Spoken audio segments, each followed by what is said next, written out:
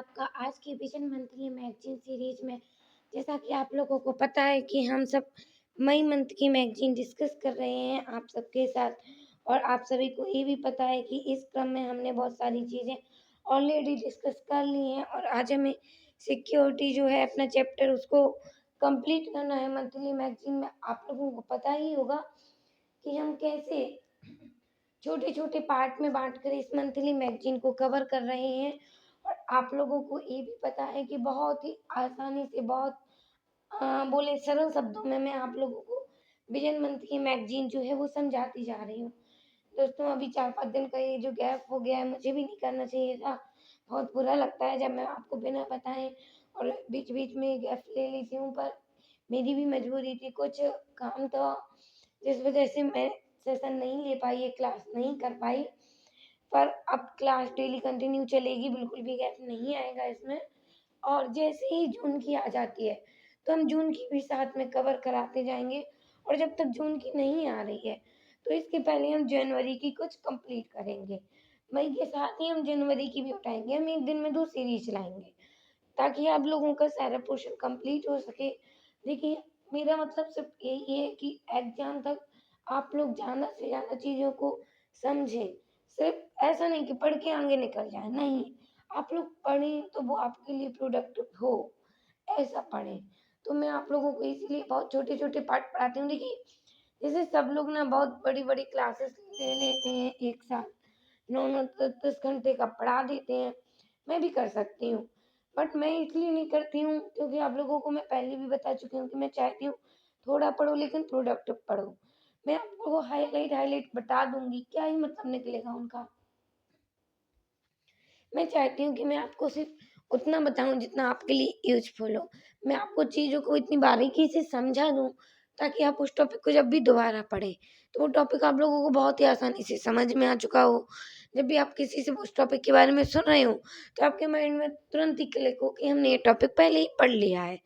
तो चलिए दोस्तों, अब अपने टाइम को ज़्यादा वेस्ट नहीं करते हैं, सीधे अपने टॉपिक पर आते हैं और हमारा टॉपिक है सिक्योरिटी।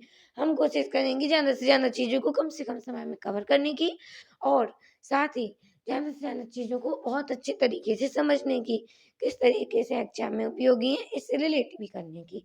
चलिए तो सिक्योरिटी का टॉपिक है। पहले मैं बता दूँ कि मेंस परीक्षा में बहुत ज़्यादा इम्पोर्टेंट है। इससे क्वेश्चन जो है वो मेंस में उठ के आएँगे। और प्री में से 1 से 2 क्वेश्चन ही आते हैं, जो कि करंट से रिलेटेड रहते हैं और चूँकि ये हमारा करंट ही है, तो इससे क्वेश्चन बन सकते हैं। तो इम्पोर्टेंट है हमें इसे समझने की, हम ज़्यादा फ़ोकस करेंगे मेंस पॉइंट ऑफ व्यू से, क्योंकि प्रीलिम्स में सिर्फ 2 से 3 क्वेश्चन आते हैं, तो उस हिसाब से भी हम देखते जाएँगे। चलिए तो हम शुरू करते हैं। हम बात करते हैं सिक्योरिटी की। माफ़ करना दोस्तों, मैंने बताया ना कि मैं काम में बहुत ज़्यादा बिज़ी थी, जिस वज़ह से आप लोगों का ये सेशन नहीं ले पाई। उसी वज़ह से अभी भी मेरी तबीयत थोड़ी-सी ख़राब है। बट मैं जैसे ही फ्री हुई, मैंने तुरंत ही सोचा कि आप लोगों का सेशन लिया जाए, क्योंकि मैं अपने साथ-साथ आप लोगों के टाइम को बिल्कुल भी थोड़ा-सा भी वेस्ट नहीं जाने दे सकती। तो चलिए हम शुरू करते हैं सिक्योरिटी को। पहला टॉपिक है भारत का नया सुरक्षा सिद्धांत। क्या है इसे? सुर्खियों में क्यों है? तो ऑपरेशन सिंदूर की सफलता के बाद राष्ट्र को संबोधित करते हुए भारत के प्रधानमंत्री ने भारत के नए सुरक्षा सिद्धांत की रूपरेखा प्रस्तुत की। ये सिद्धांत आतंकवाद के खिलाफ भारत के नजरिए में एक व्यापक बदलाव को दर्शाता है। देखिए, भारत की सुरक्षा सिद्धांत में क्या बदलाव हुए, पहले उनको देख लेते हैं। ऑपरेशन सिंदूर जो है वो भारत के प्रमुख राष्ट्रीय सुरक्षा सिद्धांत में निर्णायक बदलाव का सूचक है। नया सुरक्षा सिद्धांत निम्नलिखित 3 मुख्य स्तंभों पर आधारित है।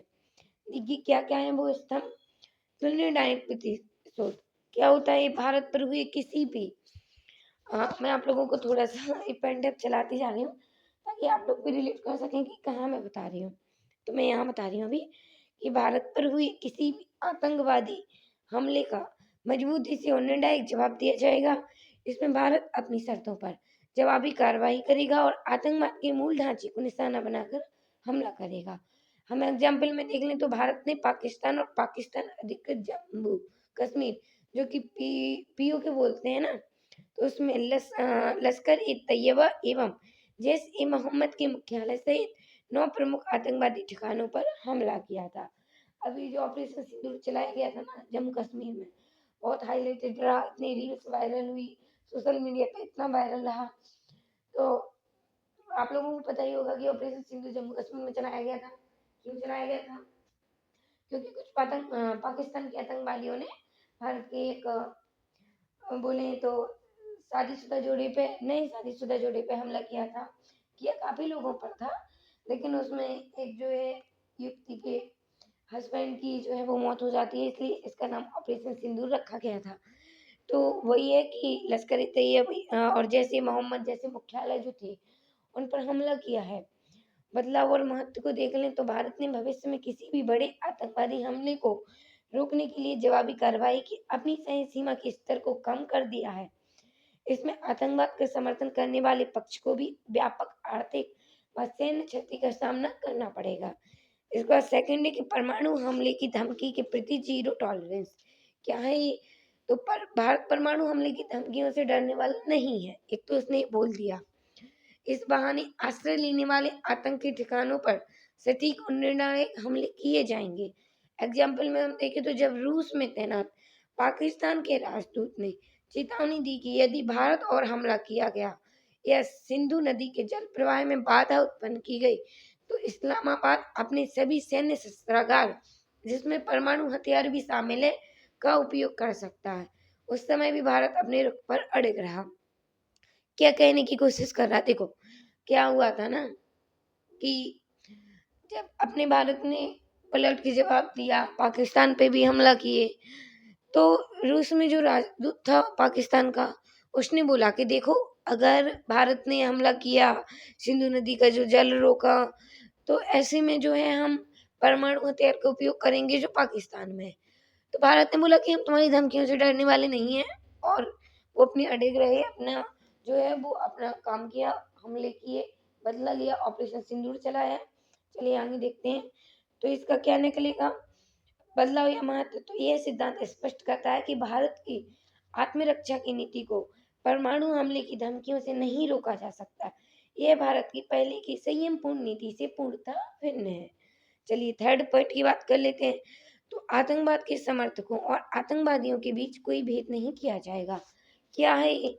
तो भारत आतंकवादियों और उन्हें आश्रय देने वाली सरकारों को एक ही नजरिए से देखेगा। एग्जाम्पल में देखें तो ऑपरेशन सिंदूर। ऑपरेशन सिंदूर ने पारंपरिक मानकों को तोड़ते हुए पाकिस्तान के मुख्य भूभाग के स्थानों जैसे कि पंजाब प्रांत, बहावलपुर जैसे सामरिक क्षेत्रों को निशाना बनाया, और इस प्रकार आतंकवादी व उन्हें समर्थन देने वाले राज्य प्रायोजकों को वैध लक्ष्य माना था। इसका महत्व क्या निकलेगा या क्या बदलाव हुआ है? तो इसका महत्व ये निकलेगा कि इस सिद्धांत के अनुसार राज्य प्रायोजित आतंकवाद को राज्य द्वारा अनुमोदित युद्ध की कार्यवाही माना जाएगा। इस तरह की गतिविधि को उस देश द्वारा अपने प्रॉक्सी एजेंटों के माध्यम से अंजाम दिया गया युद्ध समझा जाएगा। इसका उद्देश्य और राज्य प्रायोजित आतंकवाद को समाप्त करना है, जो वैश्विक शांति और सुरक्षा के लिए गंभीर खतरा है। तो आई होप आप लोगों को ये तीनों पॉइंट बहुत अच्छे से समझ में आए होंगे। इसके बाद हम ऑपरेशन सिंदूर के दौरान भारत की सुरक्षा सिद्धांत के और क्या क्या आयाम रहे हैं हम उसको जान लेते हैं। देखिए सिंपल सा है कि देखो ऑपरेशन सिंदूर फिल्म्स में कैसे बन सकता है। ऑपरेशन सिंदूर संबंधित है, 4-5 ऑप्शन देगा, पाकिस्तानी हमले से संबंधित है, और कुछ भी दे सकता है जैसे रूस यूक्रेन से संबंधित है। तो ऐसे ऑप्शन बनाएगा तो आप लोगों को ये बहुत क्लियर रहेगा। वैसे भी न्यूज में इतना रहा कि फिल्म्स का सवाल तो आपसे बन ही जाएगा। दूसरा मेंस में क्वेश्चन ऐसे बन सकता है कि ऑपरेशन सिंदूर भारत की आर्थिक सुरक्षा नीतियों में किस प्रकार सहायक है। ऑपरेशन सिंदूर भारत की सुरक्षा नीतियों में किस प्रकार बदलाव लाया है, या फिर ऑपरेशन सिंदूर से भारत की सुरक्षा नीति में हुए बदलावों को रेखांकित कीजिए। तो देखिए ऑपरेशन सिंदूर इस तरीके से इम्पोर्टेंट हो जाता है, और ये सारे पॉइंट भी। तो चलिए समझ लेते हैं कि और कौन कौन से प्रमुख आयाम रहे। तो दंड द्वारा प्रतिरोध क्या है? आतंकवादी हमले की स्थिति में दंडात्मक कार्रवाई के जरिए पाकिस्तान द्वारा आतंकवाद को समर्थन देने के अवांछित व्यवहार को रोकने की रणनीति अपनाई गई। इस रणनीति के तहत पारंपरिक सैन्य कार्रवाई के जरिए अपूरणीय क्षति पहुंचाने की चेतावनी भी शामिल है। यह पहले की डिटरेंस व डिनायल की रणनीति में स्पष्ट बदलाव का संकेत है। इस रणनीति के तहत केवल आतंकवादी हमले को असफल या प्रभावी बनाने की दिशा में ही प्रयास किए जाएंगे। अब एग्जाम्पल में देखें तो डिटरेंस व डिनायल, ये क्या होता था, इसमें क्या होता था कि भारत केवल अपनी रक्षा और सुरक्षा व्यवस्था मजबूत करके पाकिस्तान समर्थित आतंकवादी हमलों की सफलता की संभावना को समाप्त करता था। इस प्रकार संभावित हमलावर को अपने उद्देश्यों को प्राप्त करने से रोका जाता था। अभी क्या है, अब रोकता तो है, साथ में पलट जवाब भी दे दिया। ठीक है, अब दूसरा हम बात करते हैं आर्थिक कार्रवाई क्या है। भारत ने अब ऐसी आर्थिक कार्रवाइयों को भी अपनी राजनीतिक कार्रवाई में शामिल कर लिया है जिनसे सैन्य टकराव की आशंका के बिना भी रणनीतिक दबाव बनाया जा सके। देखो क्या हुआ कि अभी क्या होता था कि आर्थिक कार्रवाई वो करता था, लेकिन अब क्या है कि रणनीतिक दबाव कैसे बनाना है, उसने क्या किया, इस बार दिमाग लगाया और सिंधु नदी के जल को रोक दिया। इससे क्या हुआ, दबाव बना, भाई जल संकट की समस्या जो आ गई उनके सामने। तो अब ये हो गया कि आर्थिक कार्रवाई भी करेगा वो साथ साथ रणनीतिक कार्रवाई के। ठीक है, थर्ड पॉइंट कहता है वो राजनीतिक संदेश। इसमें क्या संदेश दिया भारत ने बोला कि आतंकवाद के खिलाफ अपना पक्ष प्रस्तुत करने और पाकिस्तान पर वैश्विक दबाव बनाने के लिए 7 उच्च स्तरीय सर्वदलीय प्रतिनिधि मंडल अलग अलग देशों में भेजे थे। ठीक है, ये थोड़ा वो राजनीतिक संदेश हो गए। अलग अलग देशों में 7 देशों में अपने अपने जो है प्रतिनिधि भेजे कि देखो भाई ऐसा ऐसा हुआ है, अब हम भी ऐसे ऐसे कदम उठाएंगे। ठीक है, तो ये भी उठा लिया कि भाई लोग है ना बोले कि भाई हमें नहीं बताया या हमसे नहीं पूछा, सलाह नहीं दी, तो ये भी काम हो गया। ठीक है, अब देखिए नेक्स्ट पॉइंट है कि रणनीतिक रूप से अक्षम करना क्या है। तो भारत ने पाकिस्तान के 11 वायुसेना ठिकानों पर हमला कर उनकी वायुसेना की आगे की रणनीति को विफल और अभियान क्षमता को बाधित किया था, जिससे पाकिस्तान दूसरे या तीसरे चरण के टकराव को जारी रखने में असमर्थ हो गया। ये इसमें ज्यादा कुछ समझाने का नहीं है। ठीक है, आगे बढ़ते हैं। आगे की समन्वित और प्रौद्योगिकी संचालित कार्यवाही रणनीति क्या है ये। तो भारत की जवाबी कार्यवाही सुनियोजित, सटीक और रणनीतिक थी। इसके तहत स्वदेशी उच्च प्रौद्योगिकी प्रणालियों को ड्रोन युद्ध, बहुस्तरीय वायु रक्षा और इलेक्ट्रॉनिक युद्ध सहित राष्ट्रीय रक्षा प्रणाली में एकीकृत किया गया। तनाव कम करने की भी रणनीति रही क्या है। तो भारत की रणनीतिक आतंकवाद के अड्डों पर दंडात्मक कार्यवाही कर उन्हें क्षति पहुंचाने के साथ साथ पारंपरिक युद्ध से बचते हुए पाकिस्तान को आगे की कार्रवाइयों के प्रति जवाबदेह बनाना भी है। देखो एग्जाम्पल दे रखा है कि जब पारिवारिक पाकिस्तान की ओर से सैन्य तनाव बढ़ गया तो भारत ने त्वरित रूप से अपनी तीनों सेनाओं की संयुक्त कार्रवाई द्वारा पाकिस्तान सैन्य की युद्ध क्षमताओं को शीघ्र निष्क्रिय कर दिया। क्या कहने का मतलब है इसका, देखो इसका मतलब सिंपल सा निकलता है कि जब भी पाकिस्तान की ओर से सैन्य तनाव बढ़ाया जाएगा ना, तो पाकिस्तान एक तो जिम्मेदार रहेगा, भाई सोचेगा कि भाई हमने अभी तक क्या होता था ना कि उसने आतंकवादी हमले करवाए तो भारत ने अपने उस जगह की सिक्योरिटी बढ़ा ली और थोड़ी बोल दिया। लेकिन अब क्या है कि भारत ने पलट के जवाब भी दे दिया, साथ में चेतावनी भी दे दी। अब पाकिस्तान ऐसे सोचेगा भी ना तो पहले से अलर्ट रहेगा कि भाई हमने कुछ किया ना तो डबल मिलेगा हमें फिर उसका। तो इसलिए ये भी हो गया। ठीक है, तनाव कम करने की रणनीति भी अपना ली। अब इसका निष्कर्ष हम देख लेते हैं। ऑपरेशन सिंदूर भारत के सैन्य और भू राजनीतिक विकास में एक ऐतिहासिक मोड़ है। यह सीमा पर आतंकवाद के खिलाफ कार्रवाई की स्पष्ट मंशा का संकेत है। प्रतिरोध की रणनीति को लागू करके आतंकवादी ठिकानों को निष्क्रिय करके शत्रु देश की जवाबी कार्रवाई को निष्फल बनाकर और पूर्ण युद्ध से बचते हुए भारत ने एक अत्याधुनिक और हाई इम्पैक्ट अभियान को निष्पादित किया है जो दक्षिण एशिया में संघर्ष की एक नई परिभाषा प्रस्तुत करता है। ठीक है, तो ये निष्कर्ष हो गया इसका। अब आप इसको प्रस्तावना में भी लिख सकते हैं और निष्कर्ष में भी लिख सकते हैं जब भी क्वेश्चन ऐसा आए। तो दोस्तों आपको मैंने मेंस का क्वेश्चन भी बना के बता दिया और प्रीलिम्स का क्वेश्चन बना के भी बता दिया और ऑपरेशन सिंदूर के सारे आयाम समझा दिए कि कौन से 3 मुख्य आयाम थे, अदर कौन कौन से आयाम अपनाए गए, पाकिस्तान पे क्या इम्पैक्ट पड़ा और साथ ही सुरक्षा नीतियों में ऑपरेशन सिंदूर अब किस प्रकार से बदलाव लाया है और किस प्रकार सहायक रहा है। तो आई होप इसके सारे डायमेंशन आप लोगों को बहुत अच्छे से समझ में आ गए होंगे। अब हम अपने नेक्स्ट टॉपिक पे चलते हैं। तो नेक्स्ट टॉपिक है हमारा कि रक्षा प्रौद्योगिकी और ऑपरेशन सिंदूर। देखिए उसी टॉपिक से रिलेटेड है, बस रक्षा प्रौद्योगिकी से रिलेट कर दिया गया है। अब हम समझ लेंगे कैसे। देखो सुर्खियों में क्यों रहा, ऑपरेशन सिंदूर के तहत भारत ने अपनी हवाई क्षेत्र क्षमताओं के माध्यम से सैन्य अभियानों में तकनीकी श्रेष्ठता को प्रदर्शित किया है। कैसे किया है? आप लोगों ने कई सारी रील्स तो देखी होंगी ना, वो जेट ऐसे जा रहे फिर वो पलटी खा रहे, इतनी वायरल हुई भाई। तो ये है तकनीकी क्षमता, ठीक है। अब हम देखेंगे कि कौन कौन से, अब वो तो हमने देख ली बच्चों टाइप, लेकिन अब यूपीएससी एस्पिरेंट टाइप हम उनके नाम भी पढ़ेंगे, क्या क्या ऐसी तकनीकी क्षमता सिद्ध की वो देखेंगे, ठीक है। तो ऑपरेशन सिंदूर को सक्षम बनाने वाली प्रमुख रक्षा प्रौद्योगिकियां, भारत की हवाई क्षेत्र निगरानी प्रणाली, भारतीय वायुसेना की एकीकृत वायु कमान और नियंत्रण प्रणाली IACCS क्या है? तो यह एक स्वचालित कमान और कंट्रोल प्रणाली है जो सभी वायु रक्षा परिसंपत्तियों जैसे भूमि आधारित रडार्स, हवाई सेंसर, सिविल रडार्स और संचार क्षेत्र से संचार तंत्र से प्राप्त डेटा को एकत्रित करती है। यह वायु अभियानों के दौरान युद्ध क्षेत्र की पूरी तस्वीर और वहां की स्थिति के बारे में सटीक जानकारी प्रदान करती है। विकसित क्या किया गया है? तो भारत किसके द्वारा? भारत इलेक्ट्रॉनिक्स लिमिटेड के द्वारा, जो कि सार्वजनिक क्षेत्र की aerospace and defence electronic company है। सिंपल सी की भारतीय वायुसेना की जो एकीकृत वायु कमान और नियंत्रण प्रणाली है वो क्या है? हमने देख लिया कि स्वचालित कमान और कंट्रोल प्रणाली है, युद्ध क्षेत्र की पूरी तस्वीर और वहां की स्थिति की सटीक जानकारी देती है।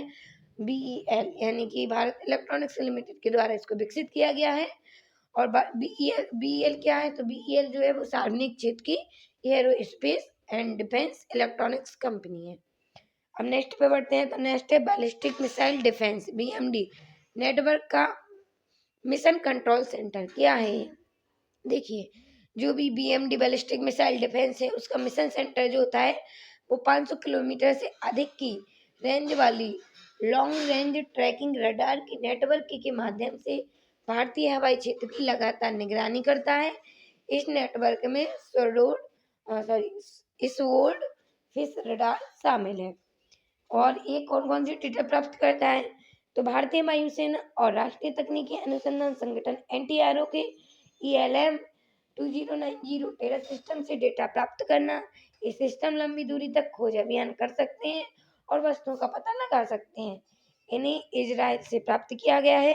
रक्षा अनुसंधान एवं विकास संगठन DRDO द्वारा विकसित नित्र एयरबोर्न अर्ली वार्निंग एवं कंट्रोल सिस्टम, इसका 240 डिग्री रडार कवरेज और 200 किलोमीटर तक की रेंज है।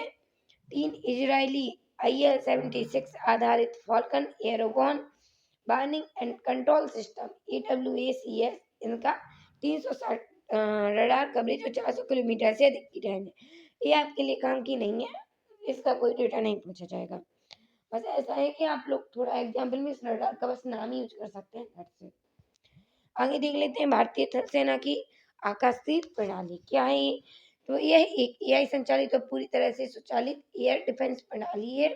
इसी शत्रु देश के ड्रोन्स, मिसाइलों, माइक्रो मानव रहित हवाई वाहनों और लॉटरिंग हथियारों को रोकने एवं निष्क्रिय करने के लिए डिजाइन किया गया है। यह विविध रडार प्रणालियों, सेंसर्स और संचार प्रौद्योगिकी को एक ही परिचालन ढांचे में एकीकृत करती है। ये युद्ध क्षेत्रों में कम ऊंचाई वाले हवाई क्षेत्र की स्वायत्त निगरानी और भूमि आधारित वायु रक्षा हथियार प्रणालियों के कुशल नियंत्रण को सक्षम बनाती है। इसे किसने विकसित किया है? तो भारत इलेक्ट्रॉनिक्स लिमिटेड BEL ने स्वदेशी रूप से विकसित किया है, ठीक है। भारतीय नौसेना की त्रिकोण प्रणाली को समझ लेते हैं, ये क्या है? तो भारतीय नौसेना की देखो अब ये ऐसा आ जाएगा, त्रिकोण प्रणाली है भारतीय वायुसेना, भारतीय नौसेना। तो देखिए ये छोटी छोटी बस चीजें याद रखनी है कि त्रिकोण जो है वो नौसेना से रिलेटेड है। तो भारतीय नौसेना का समुद्री डोमेन जागरूकता मंच है। ये समुद्र आधारित रडार, सोनार और संचार नोड्स को एकीकृत करता है। इसकी मदद से तटीय और गहरे समुद्र में रियल टाइम में खतरों का पता लगाया जा सकता है। नाविक के माध्यम से, अब नाविक की बात कर लें, तो नाविक के माध्यम से उपग्रह निगरानी यानी navigation with the Indian constellation क्या है? इसे विकसित किया है इसरो द्वारा। भारतीय अंतरिक्ष अनुसंधान संगठन, India space research organisation coverage, यह प्रणाली जो है भारत के संपूर्ण भूभाग के अलावा इसकी सीमाओं से 1500 किलोमीटर तक के क्षेत्र को कवर करती है। यह अवस्थिति, वेग और समय संबंधी सेवाएं भी प्रदान करती है। इसमें 7 सैटेलाइट्स यानी कि जो कि 24/7 संचालित होने वाले ग्राउंड स्टेशनों का एक नेटवर्क शामिल है। 24/7 का मतलब यही होता है कि सप्ताह के सातों दिन और 24 घंटे ये जो है वो संचालित होती रहती है। 3 सैटेलाइट्स भू स्थिति कक्षा में तथा 4 झुकाव युक्त भूतुल्यकालिक कक्षा में स्थापित है। ये सैटेलाइट्स ड्यूल बैंड सिग्नल से लैस हैं। L5 सिग्नल सैन्य उपयोग के लिए एक एन्क्रिप्टेड है। भारत की बहु स्तरीय रक्षा प्रणालियों की बात कर लें तो पहला स्तर में देखेंगे हम क्योंकि counter drone man portable air defence system जो कि मैन पैड्स हो। दूसरे स्तर पे देखेंगे कि पॉइंट एयर डिफेंस और कम दूरी की सतह से हवा में मार करने वाली। थर्ड स्तर पे आएगी मध्यम दूरी से सतह में हवा में मार करने वाली। चौथी हो जाएगी लंबी दूरी से सतह से हवा में मार करने वाली मिसाइलें। ठीक है, अब पहली परत जो अत्यंत कम दूरी की होती है ना उसे DRDO द्वारा विकसित किया जाता है और इसका नाम देख लें हम। इसका नाम है drone detect denter and destroy D4 anti drone system. इसे DRDO द्वारा विकसित किया गया है। भारत इलेक्ट्रॉनिक्स लिमिटेड द्वारा ये निर्मित है। दोहरी परत वाली किल मैकेनिज्म प्रणाली से लैस है। Hard kill laser directive energy weapon system प्रणाली है और सॉफ्ट किल जो है वो drone communication channel radio frequency detection and jamming GPS jamming और स्पूफिंग सिस्टम भी है। अन्य विशेषताओं में इसकी बात की जाए तो रडार सिस्टम यानी कि ड्रोन का पता लगाना ट्रैकिंग करना इसका काम है। Charge coupled device infrared camera drone लक्ष्य का पता लगाने और ट्रैकिंग के लिए भी ये यूजफुल है। इसकी बात देखें हम तो कमांड एंड कंट्रोल सेंटर पूरे सिस्टम के लिए पावर सोर्स के साथ ही वर्क करती है।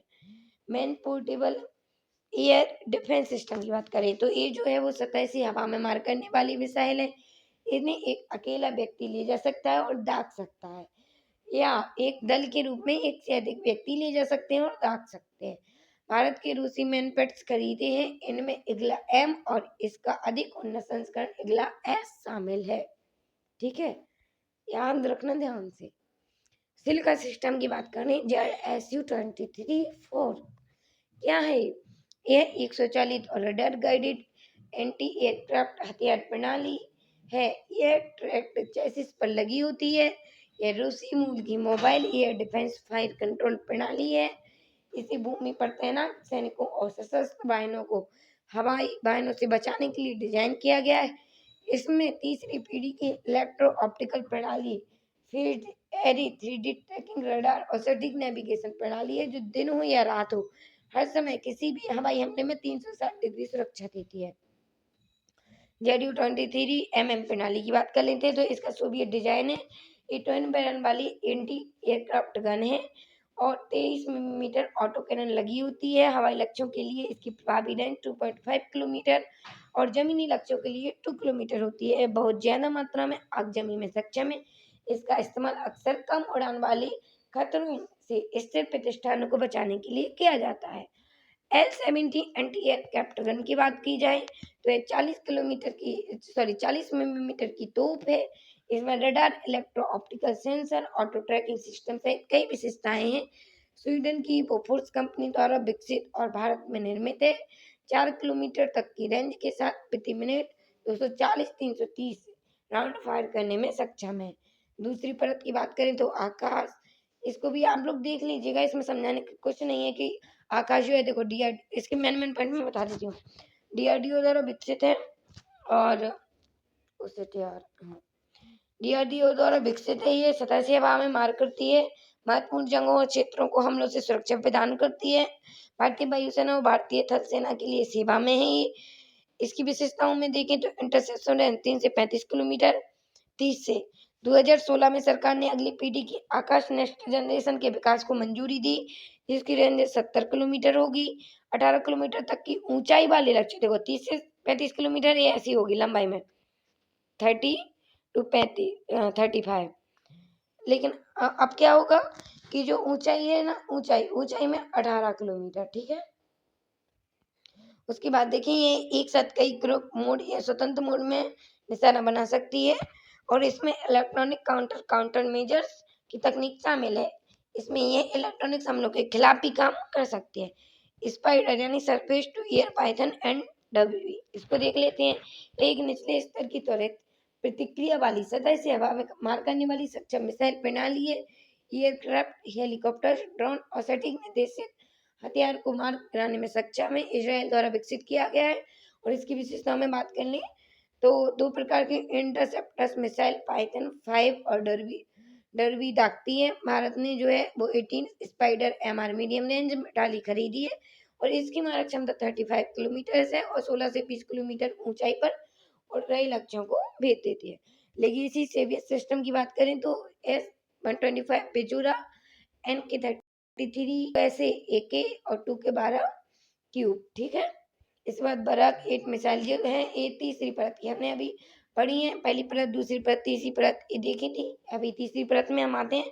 तो तीसरी परत में बराक 8 मिसाइल रक्षा प्रणाली जो है इसे सह विकसित किया है। मतलब भारत और इजराइल के बीच एक अंतर सरकारी समझौते के द्वारा DRDO और इजराइल एरोस्पेस इंडस्ट्रीज IAI द्वारा संयुक्त रूप से विकसित किया गया। यह प्रणाली 2 संस्करणों से उपलब्ध है।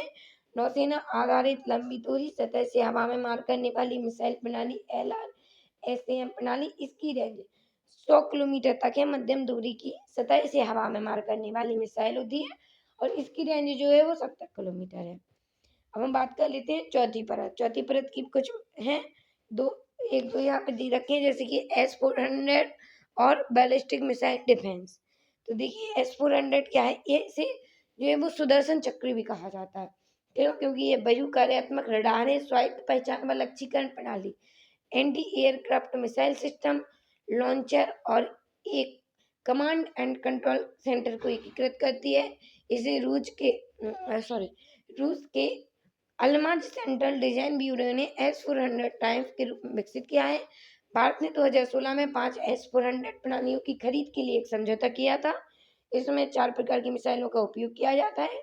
कम दूरी की 40 किलोमीटर, मध्यम दूरी 120, लंबी दूरी 250 और अत्यधिक लंबी मतलब 400 किलोमीटर तक, ठीक है। 400 किलोमीटर तक की रेंज और 30 किलोमीटर तक की ऊंचाई। अब देखो मैं फिर से बता देती हूँ। रेंज की बात करें तो मान लो ये मिसाइल है तो 400 किलोमीटर ऐसा आएगा और ऊंचाई ऐसे में देखी जाएगी तो ऊंचाई सिर्फ 30, ठीक है। बैलिस्टिक एवं क्रूज मिसाइल सहित सभी प्रकार के हवाई लक्ष्यों का निशाना बनाती है। अब बैलिस्टिक मिसाइल की बात कर लें तो यह एक द्विस्तरीय प्रणाली है। यह किसी भी आने वाली बैलिस्टिक मिसाइल को रोकने में सक्षम है। इसके विकास चरण 1 में 2000 किलोमीटर तक की दूरी तक मार करने वाली मिसाइलों को रोकने पर ध्यान केंद्रित किया गया है, जबकि चरण 2 में इस क्षमता को 5000 किलोमीटर तक बढ़ाया जाएगा। पृथ्वी वायु रक्षा प्रणाली ये 2000 किलोमीटर तक रेंज वाली 80 किलोमीटर तक की ऊंचाई पर मैक 5 की गति से आने वाले बैलिस्टिक मिसाइलों को रोक सकती है। भारत अपने BMD कार्यक्रम के चरण 2 के हिस्से के रूप में पृथ्वी डिफेंस व्हीकल विकसित कर रहा है। PDB 100 किलोमीटर तक की ऊंचाई पर वह वायुमंडलीय टारगेट्स को रोक सकता है। Advance air defence AAD system, ये प्रणाली 30 किलोमीटर तक की ऊंचाई पर आने वाले बैलिस्टिक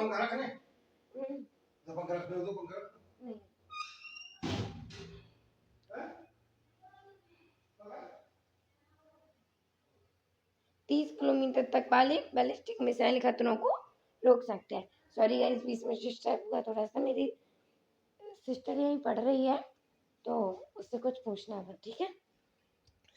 चलिए, अन्य हथियार प्रणाली जिनका संभावित रूप से उपयोग किया गया।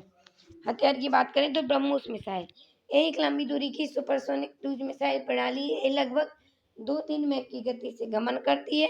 क्रूज मिसाइल जेट इंजनों द्वारा संचालित होती हैं, जिसे DRDO और रूस के NPOM के बीच एक संयुक्त उद्यम ब्रह्मोस एयरोस्पेस द्वारा विकसित किया गया है। मुख्य विशेषताओं में बात करें तो यह फायर एंड फॉरगेट, दागो और भूल जाओ सिद्धांत पर काम करती है। लंबी मारक क्षमता 290 किलोमीटर तक और लक्ष्य पहुंचने के लिए विविध प्रकार के पेचे पथों को अपनाती है, ठीक है। दागो और भूल जाओ कौन? ब्रह्मोस मिसाइल, ठीक है। आसानी से रडार के दायरे में नहीं आती है और सटीक निशाना और अत्यधिक विनाशिक क्षमता, जो प्रभाव के समय उच्च गति ऊर्जा और भी घातक बन जाती है। देखिए 2-3 में गति क्या होता है, देखो मैक जो है ना वो वायु में ध्वनि की गति को बोलेंगे, वायु की गति को बोलेंगे, ठीक है। अब बहुत ही स्पीड में सोचो तुम 2-3 मैक गति अपन मैं तुमसे बोल रही हूँ ना और ये तुम तक पहुँच रहा, कितनी स्पीड है। इससे डबल और ट्रिपल स्पीड में ये गति करती है। अब सोच लो भाई कि क्या रहेगा, ठीक है? राफेल हथियार, भई इसमें अगर कोई इंसान बैठे उड़े, उसका क्या ही होगा, ठीक है? राफेल लड़ाकू विमान जेट अत्याधुनिक हथियारों से लैस होते हैं और सटीक हमलों के लिए उपयोग किए जाते हैं। इन विमानों को फ्रांसीसी कंपनी डसॉल्ट एविएशन ने बनाया है। कुछ हथियारों के उदाहरण निम्नलिखित हैं। SCALP मतलब स्टॉर्म शैडो, यह एक steel air launch cruise missile है। इसे MBDA ने बनाया है। दुश्मन की सीमा के अंदर 400 किलोमीटर तक मार सकती है। AESM hammer highly agile and module munition extend range bomb. ये 70 किलोमीटर तक की दूरी से दागे जा सकते हैं और बेहद सटीकता के साथ निशाने साधते हैं। कम ऊंचाई से भी लॉन्च किए जा सकते हैं।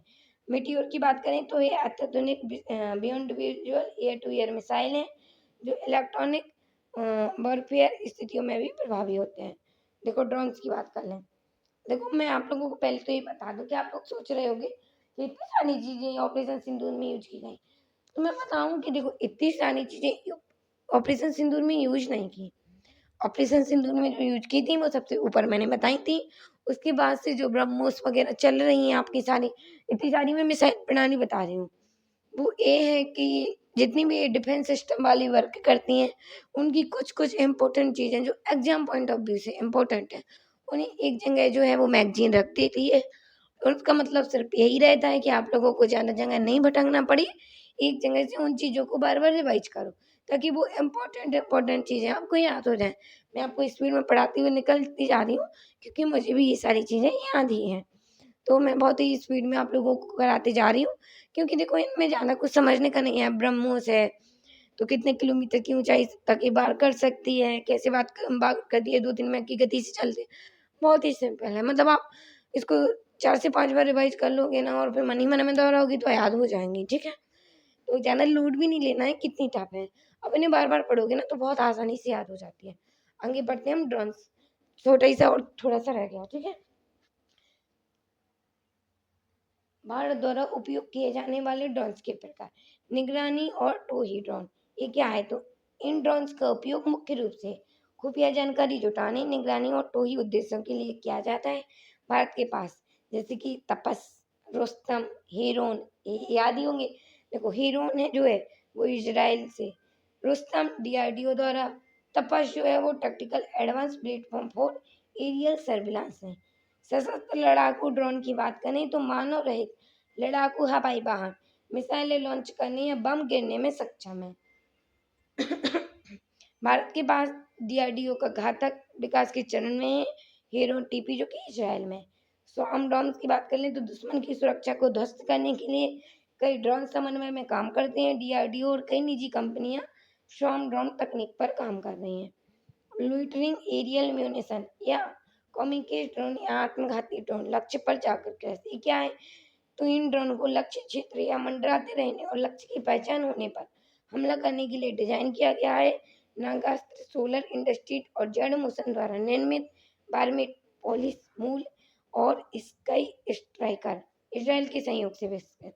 अब इसके निष्कर्ष की हम बात कर लें तो ऑपरेशन सिंदूर के दौरान भारत की स्वदेशी वायु रक्षा तकनीक ने अपनी दक्षता और विश्वसनीयता को साबित किया है और यह उपलब्धि सार्वजनिक निजी भागीदारी, नवाचार को बढ़ावा देने वाली नीतियों, मजबूत सार्वजनिक क्षेत्र के कार्यान्वयन और दीर्घकालिक रक्षा विजन के सफल संयोजन का परिणाम है।